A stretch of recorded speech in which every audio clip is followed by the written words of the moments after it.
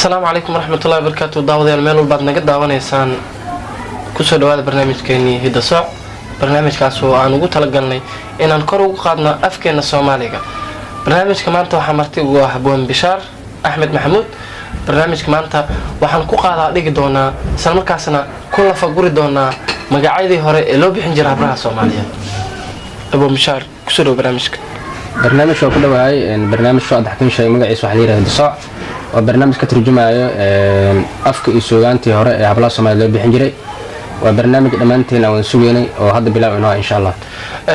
أبواني هذا هراء وجود قلنا برنامج كنا محا لوجو بحنجري حبلها مقاعدي هراء. مقاعد روح لوجو بحجري وحنا موجودين هديها يا دقن يا أصلنا لك أكسو جيدنا كبت الجغرافيا أنا عندي أن كلامنا هاي iyo asal iyo farac inta ag soo jeedino ay muujiray wax magac lagu bixi jiray Soomaaliyeed marka maxaa loo nisbeyn jiray magacaadaas magac waxa loo nisbeyn jiray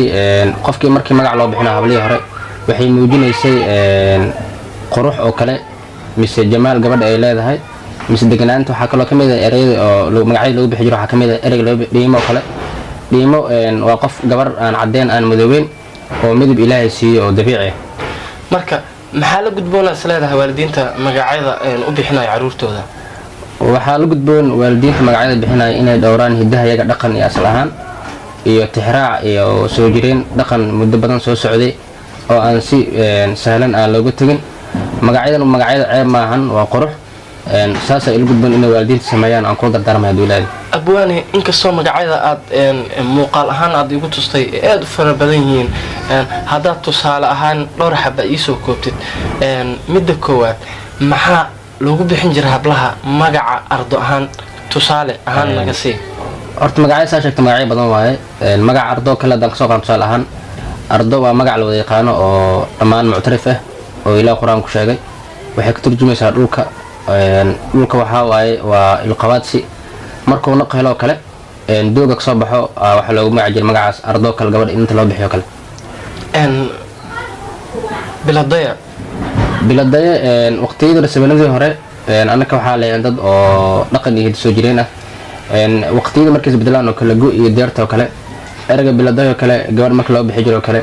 waxa ku soo aaday bil oo markaas roobeysan mise naq oo xoolaha helay saasa biladaya lagu bixi jiray hablaha waa gartay markii hablaha loo bixinayo caanood kale ta magaca maxaa loo nisbeyn jiray ama loogu bixin jiray caanood waxa loogu bixi jiray caanood qof ka soo dareemi kara magacaas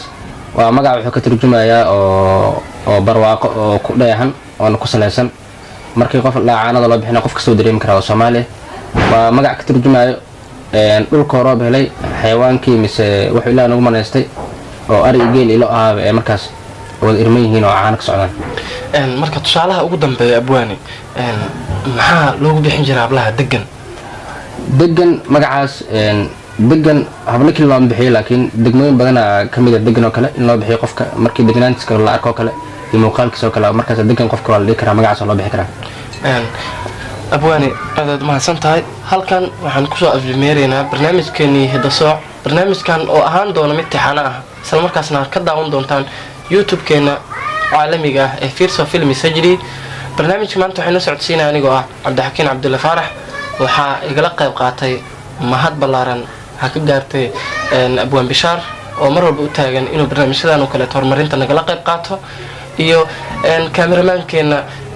caalamiga ah ee injineer Jubayare dhanka farsamadana waxa noo hagayay injineer Qurbe tan iyo barnaamijkan oo kala ah intaan ku kulmi doono waxaan idin leenahay bye bye.